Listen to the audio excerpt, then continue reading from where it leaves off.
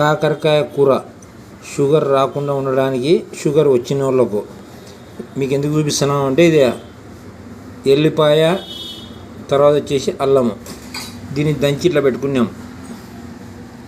ఇది ఉల్లిగడ్డ తరిగి పెట్టుకున్నాం, పొడుగుగా కోసి పెట్టుకోవాలి.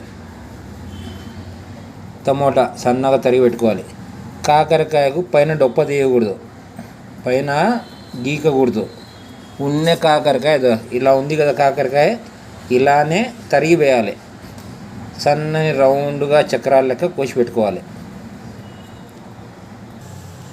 స్టవ్ మీద కడాయి పెట్టాలి, నూనె వేయాలి, ఫ్రీడమ్ నూనె.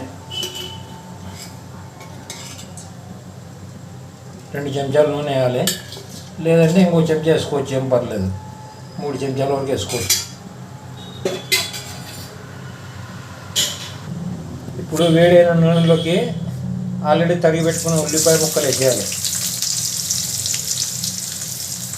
ఇట్లా ఉల్లిగడ్డలు ఎర్రగా అయిన తర్వాత, దూరగా వచ్చిన తర్వాత ఆల్రెడీ దంచి పెట్టుకున్న వెల్లుల్లి పేస్ట్ వేసేయాలి.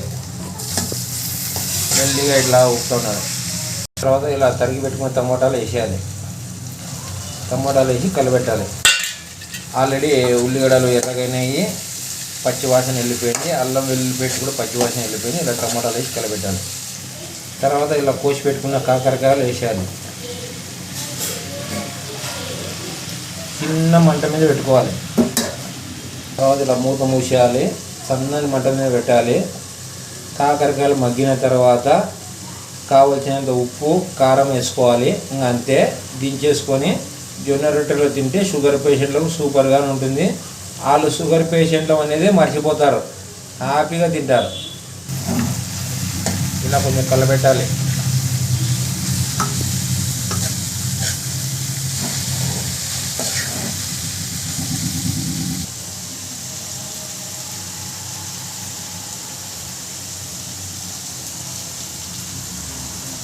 తగినంత కారం వేసుకోవాలి, ఎవరికి కావాల్సినంత వాళ్ళు.